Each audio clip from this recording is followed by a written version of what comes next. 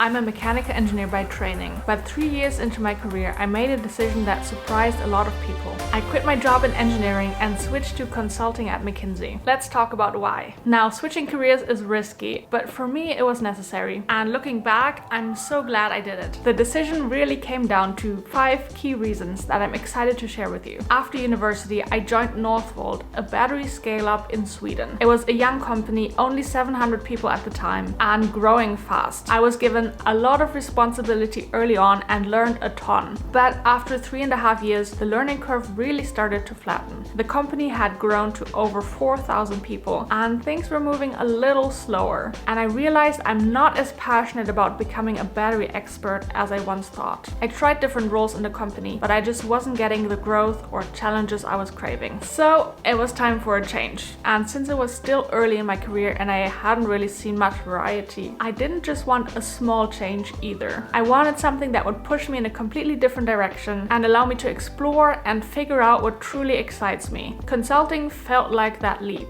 So the first reason I made the switch is just that I was ready for a completely new experience. Now, there was another aspect of my early career experience that I wanted to make up for with my next job. Coming from the startup world, I was used to jumping into the deep end. My first project, which I was managing by myself, was huge. Literally building an entire inspection line from scratch as an intern. The projects after that only got bigger and I was making decisions about millions of dollars in equipment. But I realized I was missing something: structured guidance and best practices. A lot of what I did was figuring things out as I went and learning from my mistakes. And while that's great for growing, I knew there had to be a better way than literally repeating every single mistake that's humanly possible. Now, some of my colleagues had worked at larger, more established companies before joining Northvolt, and I noticed how much more structured and systematic their approaches were. But we were all too busy to focus on mentoring or knowledge sharing. So I wanted to learn from people who had been in the game for years and could teach me not just how to get things done, but how to do them right. Consulting seemed like the perfect opportunity to gain that structured thinking I was missing. It's an apprentice job that you can only learn from others. Mentorship and learning from experienced professionals are built into the job. So the second reason I was drawn to consulting was getting to learn from experienced people. Up to that point, I had only ever worked in engineering at one company. And if I had absolutely loved that job, maybe that would have been fine. But I knew there was more out there that I wanted to explore. This wasn't it yet.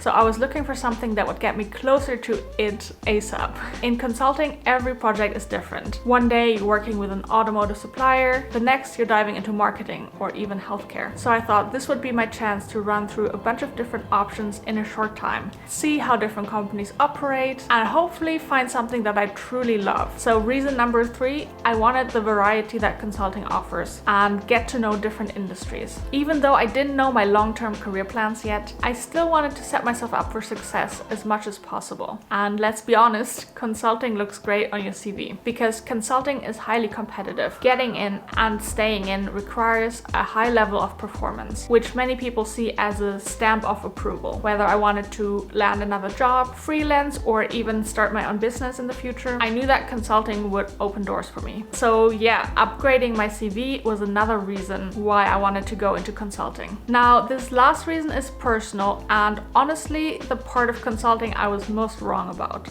During my time in engineering, I loved my colleagues, but I also sometimes felt like I didn't totally fit in. I wasn't really into technology or machines outside of work, and no one around me was creating videos or talking about starting a company one day. I heard that consulting attracted ambitious entrepreneurial people, the kind who would go on to start companies and make a big impact. And I thought consulting might be where I finally meet my community. Well, I didn't quite find that community in the way I expected.